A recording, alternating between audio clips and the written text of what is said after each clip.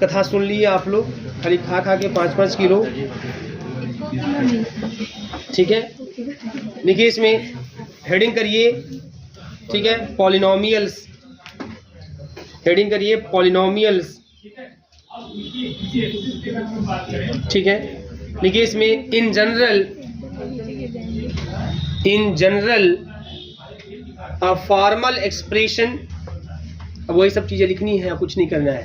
In general a formal expression f x is equal to वही a0 plus a1x plus a2x square, a0 plus a1x plus a2x square plus dot dot dot a formal expression f x is equal to, है ना, a0 plus a1x plus a2x square plus dot dot plus an x to the power n।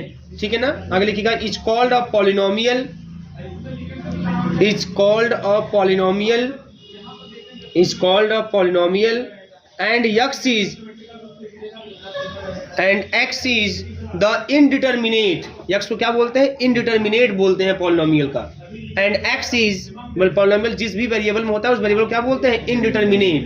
And x is indeterminate, indeterminate हो गया। ठीक है, if an is not equal to 0, an not equal 0 होना चाहिए।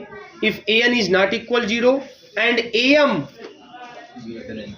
है ना, an is not equal 0 and am is equal to 0 for all m is greater than n। भैया मैं बोलूँ कि अगर पॉलिनोमियल आपने x से पावर n तक लिखा है तो मैं बोलूँ x से पावर n प्लस 1 का कोएफिशिएंट कितना होगा? बोलेंगे 0। मैं बोलूँगा x से पावर n प्लस 2 का कोएफिशिएंट कितना होगा? तो बोलेंगे आप 0। अगर n डिग्री का पॉलिनोमियल है तो n डिग्री के ऊपर अगर आप चलोगे डिग्री लेके तो उसका कोएफिशिएंट कितना होगा? 0 ही होगा। बात समझ मानिए ना। आगे लिख लीजिए इसमें, देन n इज कॉल्ड, अगर ऐसा है कि an नॉट इक्वल 0 है और am का वैल्यू 0 है, m is greater than n के लिए, then n is called the degree of polynomial, then n is called the degree of polynomial, the degree of polynomial, and an is known as, and an is known as leading coefficient, and an is known as leading coefficient, known as leading coefficient। ठीक है ना। if the leading coefficient is 1, if the leading coefficient is 1, if the leading coefficient is 1, then the polynomial is known as, then the polynomial is known as, क्या बोलते हैं उसको? monic polynomial। yes, then polynomial is known as monic polynomial,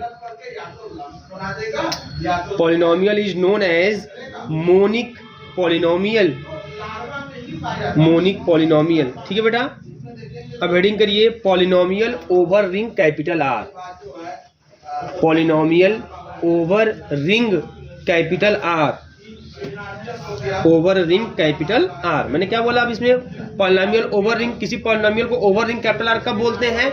जब उस polynomial के जो coefficients हैं, मतलब है ना, जो उसके इंडिटरमिनेट के कोफिशिएंट हैं या जो उसे कांस्टेंट टर्म है a0 a1 a2 an, ये सब रिंग के एलिमेंट होने चाहिए, तब उसको बोलेंगे polynomial over the ring R. ठीक है, लिख लीजिए इसको।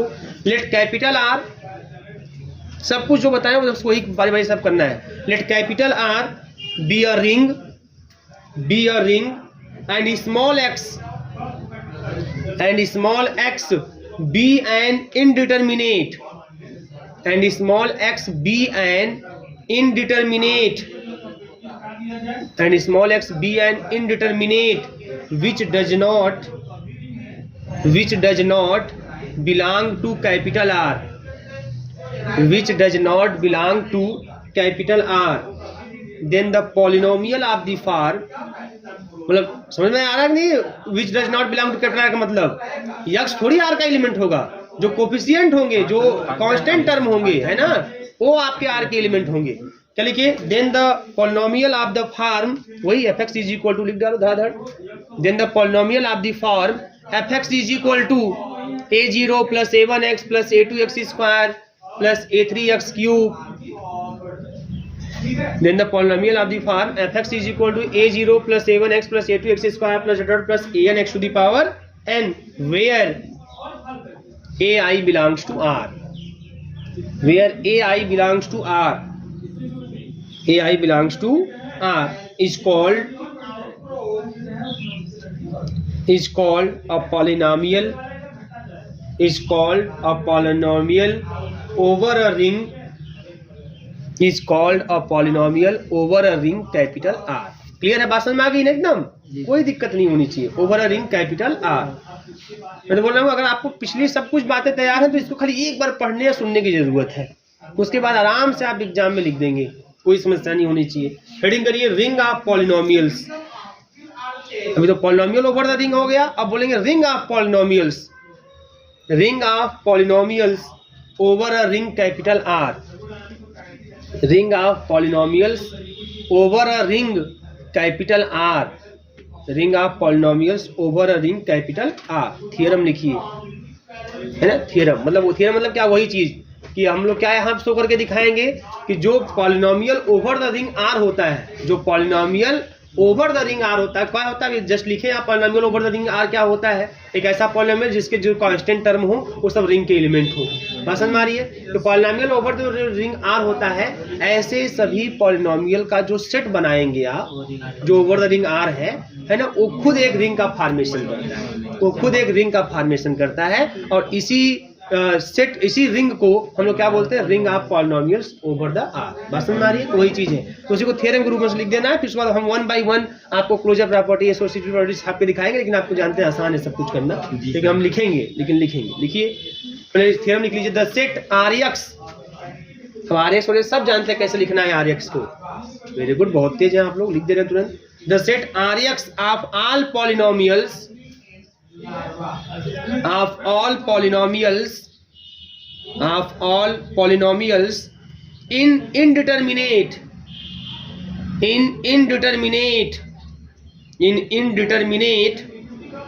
x over the ring capital R, over the ring capital R is form a ring with respect to, form a ring with respect to addition and multiplication of polynomial, with respect to addition and multiplication of polynomial, with respect to addition and multiplication of polynomial, addition and multiplication of polynomial। हो गया? देखिए, if R is commutative, अगर हमारा ring are commutative हो जाए, if R is commutative then so is R x. मतलब अगर are commutative होगा तो जो आर एक्स है वो भी क्या होगा? वो भी कम्यूटेटिव होगा। आर एक्स समझ रहे हैं ना? आर एक्स मतलब क्या? पॉलिनोमियल, सेट ऑफ पॉलिनोमियल है ना, ओवर द रिंग आर। ठीक है ना? Then so is Rx, and if R has unity 1, and if R has unity 1, अगर R के पास यूनिटी एलिमेंट हो, then 1 is also unity for, तब यही 1 जो है Rx के लिए भी यूनिटी बन जाएगा। then 1 is also unity for Rx, then 1 is also unity for Rx। ठीक है बेटा? अब चलिए इसी को दिखाते हैं, कोई समस्या नहीं है। यूनिटी फॉर आर एक्स, मतलब अब आपको क्या दिखाना है? यहाँ पे आर एक्स हमारे पास पूरा पॉलिनोमियल का सेट है, इसमें वे पॉलिनोमियल है जो ओवर द रिंग आर है। बात समझ में आ रही है? मतलब इसमें वे पॉलिनोमियल है जिसके जो कांस्टेंट टर्म है, या जिसके एक्स के जो एक्स स्क्वायर, एक्स क्यूब, ये सब के जो कोफिशिएंट है वो सब रिंग के एलिमेंट है। ऐसे सेट का है ना, ऐसे पॉलिनोमियल का सेट हमारा आर एक्स है। अब ये जो ऐसे पॉलिनोमियल सेट जो आर एक्स है, ये पूरा का पूरा क्या बनाएगा? अकम्यूटेटिव रिंग विथ यूनिटी एलिमेंट। यहाँ तक चला गया है अकम्यूटेटिव रिंग। पर रिंग चेक करना है, फिर हम बात करेंगे कि रिंग अगर बना रहा है तो अगर उसके पास आर के पास आर रिंग होता है, अगर उसी रिंग आर के पास अगर और कम्यूटेटिव प्रॉपर्टी भी होल्ड करता है तो आर एक्स जो होगा वो भी कम्यूटेटिव प्रॉपर्टी होल्ड करेगा। अगर आर के पास यूनिटी एलिमेंट 1 है तो आर एक्स भी हमारा है ना यूनिटी एलिमेंट रखेगा, उसी 1 को ही एज ए यूनिटी एलिमेंट रखेगा, मतलब एज ए यूनिट पॉलिनोमियल रखेगा। बात समझ में आ रही है ना? ध्यान दीजिए यहाँ पे। तो सबसे पहले एक बात क्या बात करते हैं, R x closure property, closure property, ठीक है ना? तो closure property with respect to addition सब चेक करेंगे 1 बाई 1। तो क्लोजर प्रॉपर्टी के लिए क्या करेंगे, यहाँ पे दो element late f x comma g x, बहुत नौटंकी कुछ नहीं है ना, बिलोंग्स टू आर एक्स है ना, सच दैट, चलो ऐसे ले लेते हैं, f x is equal to मान लेते हैं कुछ, अब अगर टाइम पास करना है, a0 a1 x plus a2 x square और plus dot dot dot plus का an x to the power n and gx is equal to मान लेता हूँ बेटा यहाँ पे b0 प्लस b1 x और plus b2 x square plus dot dot dot plus का bn x to the power n, ऐसे ले लेता हूँ कोई दो पॉलिनोमियल। तो ऐसे किसी भी दो पॉलिनोमियल को आप आर एक्स से ले लीजिए। अच्छा, और ये जितने भी ए आईज हैं और जितने भी बी आईज हैं ये सब के सब आर तब आर एक्स में जाएगा। आर एक्स में कोई पॉलिनोमियल है तो कंफर्म है कि उस पॉलिनोमियल के जितने भी टर्म आपको a0 a1 a2 सब दिखाई देंगे, b0 b1 b2, ये सब रिंग के एलिमेंट होंगे। बस समझ में, यही खासियत है। देखिए यही हल्का सा ध्यान देना है कि जो कांस्टेंट टर्म है बेटा ये सब आर के एलिमेंट है, रिंग के एलिमेंट है। और जो अगर ऐसा है तो जो पॉलिनोमियल है तो वो आर एक्स के हो जाएंगे। तो अगर ऐसा है तो ऐसे केस में F x plus g x, जब इसको ऐड करोगे तो मिलेगा a0 प्लस b0, ऐसे तो जोड़ते हैं a1 प्लस b1 और x, ठीक है ना, और plus dot dot dot plus an plus bn x to the power n, ये मिल जाएगा, है ना। तो देन अगर ऐसा है तो एफ एक्स प्लस जो जी एक्स आएगा ना, मैं इसको ऐसे लिख देता हूँ, या आर करके ऐसे लिख दीजिए इसको कि c0 और प्लस का c1x plus c2x square plus dot dot plus का cn x to the power n, ऐसा कर देता हूँ। और ऐसे केस में इसको ले देता हूँ then f x plus g x, जो F x plus g x है या आर एक्स में बिलोंग कर जाएगा। क्यों बिलोंग कर जाएगा, उसका रीजन है, इसलिए बिलोंग कर जाएगा क्योंकि क्यों बताइए, क्योंकि जो R है ना, R is a ring, R क्या है, रिंग है, एंड CI जो आएगा ना, CI ये भी R में बिलोंग करेगा, है ना। देखो कोई पॉलिनोमियल RX में तभी जाएगा जब उस पॉलिनोमियल जो दिखने वाले कांस्टेंट टर्म है ना ये R के एलिमेंट हो। तो अगर a0 b0 R का एलिमेंट है तो a0 प्लस b0 भी R का एलिमेंट हो गया। R रिंग है, इसका मतलब उसमें वो विथ रिस्पेक्ट टू एडिशन पूरा होल्ड कर रहा है, विथ रिस्पेक्ट टू मल्टीप्लिकेशन पूरा semi group, with respect to addition पूरा एबेलियन ग्रुप, और मल्टीप्लिकेशन एडिशन में क्या है, डिस्ट्रीब्यूटिव है। तो इसलिए CI जो है वो R का एलिमेंट है, इसलिए जो fx प्लस gx है वो RX में बिलोंग करेगा। बस समझ में, क्लोजर प्रॉपर्टी इस तरीके से दिखा देंगे। ऐसे ही आप बात करेंगे एसोसिएटिव प्रॉपर्टी का with respect to addition. Associative खाली है ना, आपको पेज भरना है और कुछ नहीं करना है, कोई दिमाग नहीं लगाना है आप लोगों को, वैसा है भी नहीं फिर भी, है ना। एसोसिएटिव प्रॉपर्टी, तीन पॉलिनोमियल मान लेते हैं, let f x comma g x comma h x belongs to R x, तीन पॉलिनोमियल ले लेते हैं, है ना। सच दैट, और ऐसा ले लेते हैं भैया कि एफ एक्स बराबर मान लेते हैं कि a0 plus a1x plus a2x square plus dot dot dot plus का an x to the power n है, और gx इज इक्वल टू मान लेते हैं b0 और प्लस का b1x plus b2x square plus dot dot plus का bn x to the power n है, और hx इज इक्वल टू मान लेते हैं c0 plus c1x plus c2x square plus का cn x to the power n है, ठीक है ना। इस तरीके से देन तो आप चाहे F x plus g x करो और बाद में आप एच एक्स कर दो, या तो आप एफ एक्स को बाहर कर दो, पहले आप जी एक्स में ही एच एक्स जोड़ दो, तो ये आपको रिजल्ट होल्ड होता हुआ दिखाई देगा, ये दोनों बराबर आते हुए दिखाई देंगे, है ना। अब इसको चाहो, आपके पास समय है ना, आप अगर आराम से, और कुछ नहीं आ रहा है, यह आ रहा है खाली, है ना। तो भैया left hand side left hand side उठाइए, फिर राइट हैंड साइड उठाइए, दोनों को सॉल्व करके बराबर दिखा दीजिए आप, है ना। अब बराबर दिखाई देगा और ये बराबर होगा, क्यों मालूम है? क्योंकि ये जितने भी ना जो ए आईज है, जो बी आईज है, जो सी आईज है, सबके सब आर के एलिमेंट है। एंड आर क्या है? रिंग है, रिंग है। That is a i's, b i's, जितने भी हैं c i's holds associative law, holds associative law. ये सब एसोसिएटिव ला होल्ड कर रहे हैं। तो ये अगर ये होल्ड करे तो ये भी होल्ड करेगा। जब जोड़ोगे ना तो क्या मिल जाएगा? A0 प्लस B0 ऐसे मिलता जाएगा, और फिर जब HX जोड़ोगे तो A0 ऐसे मिलेगा। देखो बेटा, A0 प्लस B0 और प्लस का C0। अब चूंकि A0, B0, C0 ये सब रिंग के एलिमेंट है, ये सब एसोसिएटिव प्रॉपर्टी होल्ड करते हैं। तो इनको ऐसे कर लीजिएगा, A0 बाहर करके प्लस B0 प्लस C0, और ऐसे करके फिर इनको अलग कर दीजिए, इसको अलग कर दीजिएगा। हो गया काम खत्म। FX अलग हो जाएगा, GX HX एक साथ हो जाएगा। बात समझ में आ रही है? कर सकते हैं कि नहीं कर सकते हैं? है ना? कहिए तो हम कर दें, हो जाएगा ना। ऐसा नहीं कुछ 10 लोग उसी में हो जाएगा कर रहे हैं, 4 लोग का मनो हो, वो कहते हैं चलो ठीक है, तो कहीं रहे तो हमारा हो ही जाएगा। हाँ, ये बातें नहीं होनी चाहिए। हाँ, ऐसी कोई बात नहीं। अगर आपका मन है तो आप देख सकते हैं, मैं कर भी सकता हूँ। उसमें आगे बढ़ रहा हूँ, फिर कोई समस्या बता दीजिएगा। Existence of identity,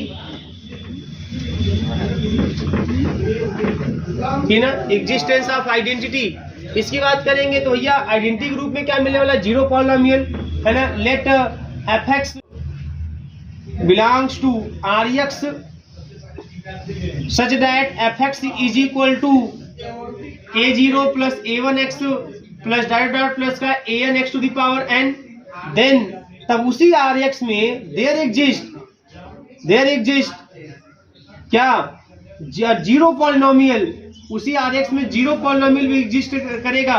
zero polynomial Gx such that Gx is equal to 0 plus 0 into x plus 0 into x square plus 0 into x to the power n। ऐसा होता है जीरो पॉलिनोमियल।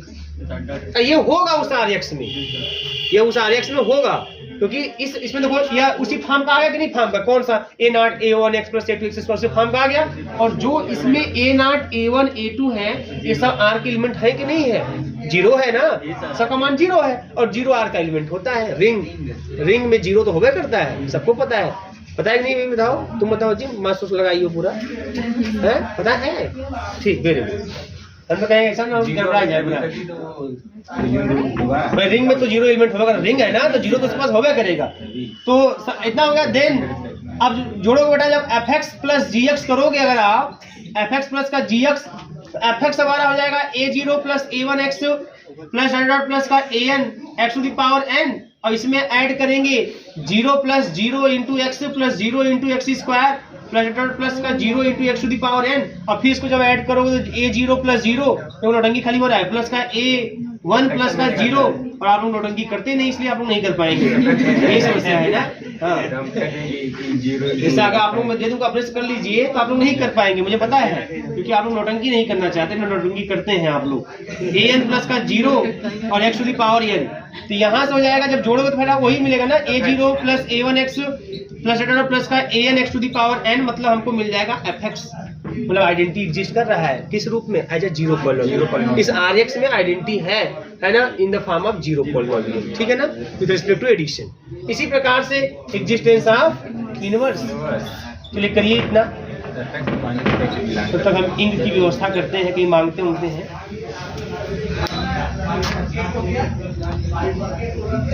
चलिए देखिए, एग्जिस्टेंस ऑफ इनवर्स की अगर बात कर ले हम लोग, तो for every fx belongs to Rx there exists, एक माइनस fx भी आपको मिलेगा, belongs to Rx ऐसा भी पॉलिनोमियल मिलेगा, सच दैट जब इस fx में इस माइनस fx को आप जोड़ोगे तो आपको रिजल्ट जीरो पॉलिनोमियल के रूप में या जीरो एक्स के रूप में, जीरो पॉलिनोमियल के रूप में आपको दिखाई देगा। बात समझ में आ रही है ना? कैसे भैया? fx जो है हमारा वह है a0 और प्लस का a1x plus a2x square plus dot dot plus का an x to the power n है। और माइनस एफ एक्स क्या हो जाएगा तब इसी तरीके से माइनस का ए जीरो प्लस का माइनस का ए वन एक्स प्लस का माइनस का ए टू एक्स स्क्वायर और plus dot dot plus minus का a n x to the power n. इसमें कोई डाउट नहीं यहाँ पे कि ए आई जो है अगर आर का एलिमेंट है तो माइनस ए आई भी आर में मिलेगा, क्योंकि आर रिंग है और रिंग के पास हर एलिमेंटों के एडिटिव इनवर्स होते हैं। तो अगर रिंग के पास हर एलिमेंटों के एडिटिव इनवर्स है तो माइनस एफ एक्स नाम का भी पॉलिनोमियल हमारे आर एक्स में होगा, क्योंकि आर एक्स में वो सभी पॉलिनोमियल हैं जिनमें आने वाले कांस्टेंट टर्म रिंग के एलिमेंट है। तो अगर ये रिंग का element minus a zero a one a two ये सब है तो कन्फर्म है कि ऐसा पॉलिनोमियल भी आर एक्स में होगा, मतलब ऐसा पॉलिनोमियल आर एक्स में है। तो इसको जोड़ने पे आपको क्या मिल जाएगा, जीरो एक्स मिल जाएगा। इसका मतलब हर एफ एक्स के लिए जो माइनस एफ एक्स वाला पॉलिनोमियल होगा वही आर एक्स में इनवर्स का काम करेगा। बात समझ में आ रही है? ऐसी कम्यूटेटिव प्रॉपर्टी भी दिख जाएगी आप लोगों को। बोलिए यस सर, खाली बोलिए।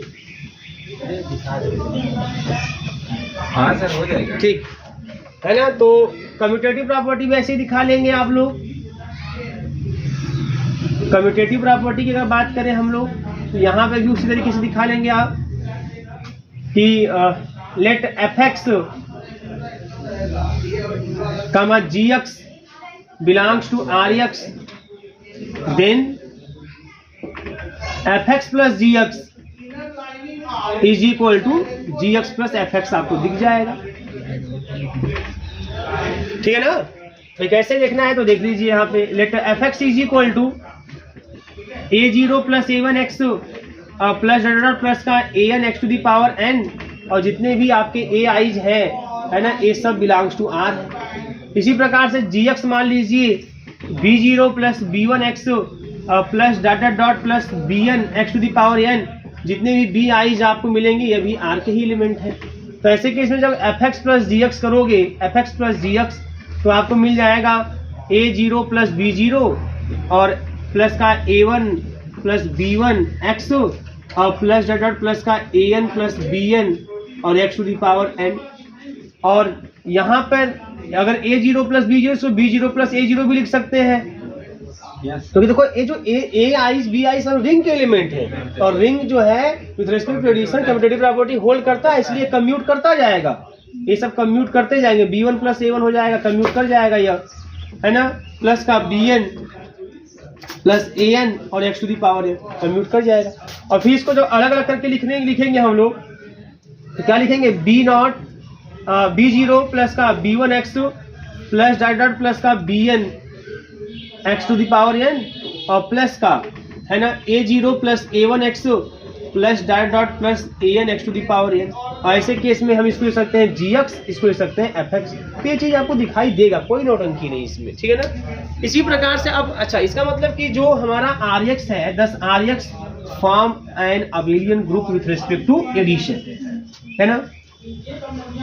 दस आर एक्स इस तरीके से जो आर एक्स है for an abelian group with respect to multiplication sorry अरे बाबू with respect to addition now for operation multiplication। अब आप मल्टीप्लीकेशन इसमें देखते हैं फॉर ऑपरेशन मल्टीप्लीकेशन। अब मल्टीप्लीकेशन में देखेंगे हम लोग मल्टीप्लीकेशन, अब फिर से क्लोजर ला तो late f x comma g x belongs to R x, then f x into g x, ठीक है ना, यह भी बिलोंग करेगा आर एक्स में, ये भी बिलोंग करेगा आर एक्स में, है ना। अब देखना देख सकते हो यहाँ पे f x is equal to a zero plus a one x plus plus का a n x to the power n और g x is equal to b zero plus का b one x plus dot plus b n x to the power n. जब multiply करोगे f x into g x करोगे आप, f x into g x, तो आपको मिल जाएगा a zero और बी जीरो और प्लस का ऐसे ए जीरो बी वन एक्स, है ना, a zero B one x, A zero B one और फिर प्लस का ए वन B0 और ये ऐसे x मिल जाएगा। बोलिएगा, ये भी पैटर्न पकड़िएगा गुणा करने का, इसके यूज होगा, मैं कई बार करूंगा इसका यूज। गुणा करने पे देखो पहले टर्म मिलेगा A0 B0, अगला टर्म मिलेगा A0 B1 plus A1 B0। बात समझ में आ रही है ना? ऐसे मिलेंगे। तो भाई देखो इसका गुणा करो तभी x मिलेगा, इसका गुणा करो तभी x मिलेगा। तो ऐसे x स्क्वायर वाले टर्म भी मिलते जाएंगे। लास्ट में एकदम लास्ट वाला टर्म आपको मिल जाएगा an, है ना? एकदम लास्ट वाला टर्म लिखते हैं और bn, है ना? और x to the power n plus n ये मिलेगा जब इसका गुणा इसमें करेंगे तो। बोलिएगा, है ना? एक्चुअल में और भी कोफिशिएंट मिलेंगे। कोफिशिएंट अगर देखा जाए ना तो बेटा यहाँ पर और भी कोफिशिएंट आपको मिलेंगे, और भी कोफिशिएंट आपको मिलेंगे, क्योंकि देखो यहाँ इसके आगे एक्स एन माइनस 1 आएगा ना, जब उसका गुणा करेंगे एक्स वाले में तो एक्स पावर एन मिल जाएगा ना, तो और भी आएंगे सब, ठीक है ना? तो अब उसके लिए हमको आगे लिखना होगा तब, लेकिन समझ लीजिए लास्ट में आपको ऐसा मिलेगा, मैक्सिमम पावर ये मिलेगा। तो ये जो टर्म आएंगे ना, ये सब के सब जो टर्म आएंगे, ये सब क्या है? क्योंकि हमारा जो ए आइज है या आर का एलिमेंट है, जो बी आइज है यह भी आर का एलिमेंट है, इसलिए जो मल्टीप्लिकेशन करने पे जो कांस्टेंट आ रहे हैं ना, ये सब भी आर के ही एलिमेंट होंगे। अगर मैं इसका नाम दे देता हूँ इस तरीके से C0 प्लस का C1x प्लस डॉट प्लस का, है ना, और Cn कर देता हूँ x की पावर 2n, मल्टीप्लिकेशन में पावर ऐड होता है, तो इस तरीके से आपको मिल जाएगा। तो इसमें जो सी आइज है ना, ये भी आर का ही एलिमेंट होगा, क्योंकि आर में इस तरह का multiplicative property to multiplication closure law hold करता है। आर में आर रिंग है ना, तो रिंग है तो respect to multiplication closure law associative law दोनों होल्ड करता है, सेमी ग्रुप बनाता है। तो इस तरीके से यह हो गया, इसका मतलब कि fx इंटू gx जो है rx में बिलोंग करेगा। ऐसे ही आप एसोसिएटिव दिखा लीजिए, ऐसे ही आप एसोसिएटिव दिखा लीजिए। एसोसिएटिव लॉ, जब एसोसिएटिव लॉ की बात करेंगे, एसोसिएटिव लॉ की बात करेंगे, let fx, gx and hx belongs to rx, ये तीन एलिमेंट ले लेते हैं, है ना? देन आपको यह भी होल्ड करता हुआ दिखाया fx into gx into hx is equal to fx into gx, और बाद में hx करें। बात समझ में आ रही है? इसको देख लीजिएगा, left hand side right hand side करके देख लीजिएगा आराम से, है ना? कर लेंगे ना? अच्छा, ये हो गया। इसका मतलब कि rx फॉर्म और semi group with respect to multiplication, ठीक है? इसके बाद बेटा क्या होगा? इसके बाद multiplication is distributive over addition. ये भी चीजें आपको दिखाई देंगी, ओवर एडिशन। तो लेट कर लेते हैं बेटा यहाँ पे fx, gx एंड hx, तीन पॉलिनोमियल ले लेते हैं rx से। देन तो आपको ये रिजल्ट भी दिखाई देगा, क्या मालूम है? fx into gx plus hx is equal to fx into gx और प्लस का fx into hx। Multiplication addition पे डिस्ट्रीब्यूट हो जाएगा इस तरीके से। अब इसको भी करना है तो मान लीजिएगा fx बराबर gx बराबर hx बराबर, जैसे मैं माना हूँ इधर, है ना? सब में, है ना? मान लीजिएगा, मान के आप इसको जोड़ के फिर गुणा कीजिएगा, फिर इसको जोड़ के गुणा करिएगा, है ना? मतलब गुणा करके फिर जोड़ दीजिएगा, आपको दोनों रिजल्ट सेम दिखाई देंगे। बात समझ में आ रही है ना? ये चीज है। तो लेकिन इतना नहीं दिखाएंगे, इतना दिखाएंगे तो बहुत लंबा चला जाएगा, है ना? बहुत काफी पेज। तो बस आप लिख दीजिएगा हाँ ये चीज होगा, ये चीज होगा, बस ऐसे लिखते चले जाइए कि हाँ ऐसा होगा, ठीक है ना? तो इस तरीके से इसका मतलब 10 rx फॉर्म और रिंग, है ना? फॉर्म और रिंग बना लिया, फॉर्म और ring with respect to addition and multiplication, addition and multiplication. अब आगे की बात, इफ r, अब r जो रिंग है हमारा, इफ r हैज 1, अगर r के पास 1 है, अगर r के पास 1 है, then rx also has unity element, unity या है ना, also has 1 as a polynomial के रूप में। बात समझ में आ रही है? एज अ पॉलिनोमियल के रूप में आर एक्स के पास भी 1 होगा। कैसे होगा भाई? अगर आर के पास 1 है तो आर एक्स के पास जो 1 होगा वो इस रूप में दिखाई देगा। कैसे दिखाई देगा बेटा? यहाँ पे 1 plus 0x plus 0x square plus 0x के पावर n। तो अगर है ना, तो नियम क्या होता है? नियम ये होता है ना कि जो भी पॉलिनोमियल अगर आर एक्स में होगा बेटा, वो पॉलिनोमियल में जितने भी कांस्टेंट टर्म आए वो सब आर के एलिमेंट होने चाहिए। आर में 0 तो था ही, आपने देख ही लिया। अब आर के पास 1 है, अब माने हो अगर आर के पास 1 है तो इसका मतलब कि ये भी एलिमेंट आर में हो गया। जब ये भी एलिमेंट आर का है, ये सभी एलिमेंट आर के हैं, तो यह जो पूरा पॉलिनोमियल है ये भी कहाँ जाएगा? यह आर एक्स का होगा। इसका मतलब अगर आर के पास 1 है ना तो आर एक्स के पास भी 1 है। मतलब आर अगर आपका कम्यूटेटिव आर रिंग है विथ यूनिटी एलिमेंट, तो आर एक्स भी रिंग होगा विथ यूनिटी एलिमेंट। इसी प्रकार से इफ आर इज कम्यूटेटिव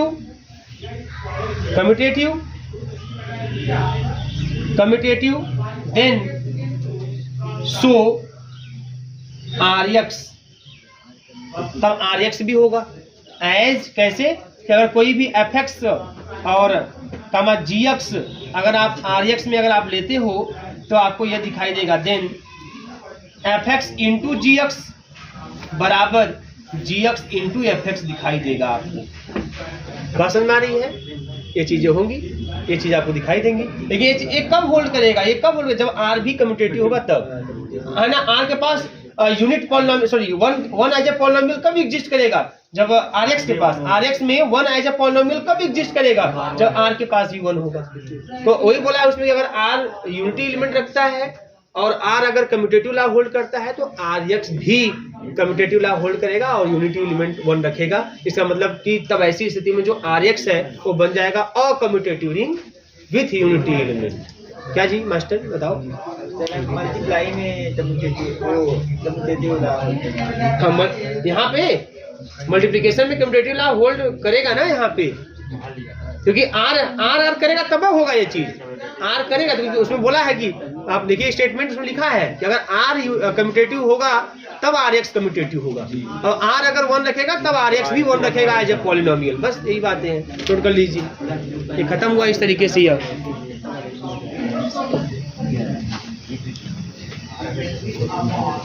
देखिए अभी बाकी है। देखिए इफ कैपिटल आर थ्योरम है, if capital R is an integral domain, if capital R is an integral domain, then Rx is an integral domain, then Rx is an integral domain, then Rx is an integral domain। बहुत ही simple सी बात है कि अगर R integral domain है तो Rx भी क्या होगा? इंटीग्रल डोमेन होगा, है ना। तो वी नो डैट, ये आप जानते हो आसानी से, जस्ट आप प्रूफ करके खाली हुए हो क्या कि इफ आर इज एन या if R is a commutative ring with unity element, मतलब 1 विथ यूनिटी एलिमेंट, बात नहीं, देन Rx is also, ये भी आप प्रूव करके देखें, is also a commutative ring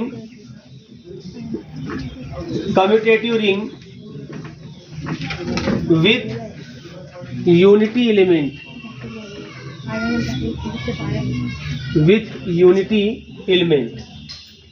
तो here let कर लेते हैं हम लोग, let R is an integral domain, R is an integral domain। अब इंटीग्रल डोमेन है तो सब कुछ वही है, कम्यूटेटिव रिंग है, यूनिटी एलिमेंट है ना। बस हमें इंटीग्रल डोमेन जो एक प्रॉपर्टी है विदाउट जीरो डिवाइजेस वाला होल्ड होना चाहिए। लेकिन R is an integral domain, that is R is without, R क्या है? विदाउट जीरो डिवाइजर्स है, then R is without zero divisors, then R is, है ना, without zero divisors. Then we have to show that तो ऐसा अगर है तो आपको यह शो करना है, we have to show that, then we have to show that, तो हमें क्या शो करना है कि जो Rx है is also without zero devices. ये और सब बातें तो हो चुकी है ना, तो इसी फोकस करना है, without zero devices, that is Rx is an integral domain. ये चीज हमको शो करना है, ठीक है ना। तो चलिए अब किसी को भी दिखाना है इंटीग्रल डोमेन Rx को दिखाना है, तो हमें खाली ये चीज दिखाना है, क्योंकि और सब कुछ तो हम जानते ही कि अगर R commutative ring with unity element है तो Rx भी commutative ring with unity element होता है। तो हमें खाली इंटीग्रल डोमेन दिखाना है, तो खाली हमें ये दिखा देना है कि Rx R जो है उसके पास विदाउट जीरो डिवाइस, मतलब वो विदाउट जीरो डिवाइसेस है, तो हमको दिखाना है कि Rx भी विदाउट जीरो डिवाइसेस होगा। और commutative ring with unity element है और विदाउट जीरो डिवाइसेस दिखा देंगे तो R बन जाएगा हमारा क्या, Rx भी बन जाएगा हमारा इंटीग्रल डोमेन। बात समझ में आ रही है ना। चलिए इसमें क्या करते हैं कि since R is without zero divisors, R without zero divisors है, विदाउट जीरो डिवाइसेस, इसका मतलब यह है then if A into b is equal to zero, है ना, A comma B belongs to R, then either A is equal to zero और B is equal to, ऐसा R में हो रहा है, R में ऐसा होल्ड हो रहा है, क्योंकि R विदाउट जीरो डिवाइसेस है तो कंफर्म है कि अगर R में कोई दो एलिमेंट अगर आप लेते हैं उनका प्रोडक्ट जीरो अगर आता है तो कंफर्म उसमें से कोई ना कोई एक जीरो होगा। अगर बिना A और B के जीरो हुए अगर प्रोडक्ट जीरो तो उसको बोलते हैं विद जीरो डिवाइसेस, तो उसको बोलते हैं विद जीरो डिवाइसेस। लेकिन इंटीग्रल डोमेन में होता है विदाउट जीरो डिवाइसेस, ठीक है। तो हमको यही चीज Rx में दिखाना है कि Rx में भी अगर हमें दो का प्रोडक्ट अगर जीरो दिखाई दे रहा है तो उसमें से कोई ना कोई एक पॉलिनोमियल हमारा जीरो होगा। तो लेट कर लेते हैं बेटा, यहाँ पे let fx comma gx belongs to Rx such that fx into gx is equal to zero, ये मान लेते हैं कि fx into gx is equal to क्या है, जीरो है। तो हमें क्या शो करना होगा, then we have to show that either fx is equal to zero और gx इक्वल टू जीरो। अगर ऐसा हम शो कर लेते हैं, ऐसा हम कह पाते हैं, तो कंफर्म है कि हमारा जो Rx है वो भी हो जाएगा विदाउट जीरो डिवाइसेस, मतलब वो इंटीग्रल डोमेन बन जाएगा, ठीक है ना। अच्छा, let fx is equal to, fx लिए है Rx से तो कोई दिखा देते हैं कैसा पॉलिनोमियल। मान लीजिए fx is equal to a0 plus a1x plus a2x square plus z plus का an xn है, और जितने भी a i's आपको दिखाई देंगे सब R के एलिमेंट हैं, सब R के एलिमेंट हैं। और gx इज इक्वल टू मान लेते हैं b0 और प्लस का b1x प्लस b2x स्क्वायर और प्लस z प्लस का bm xm कर लेते हैं, थोड़ा सा अंतर करने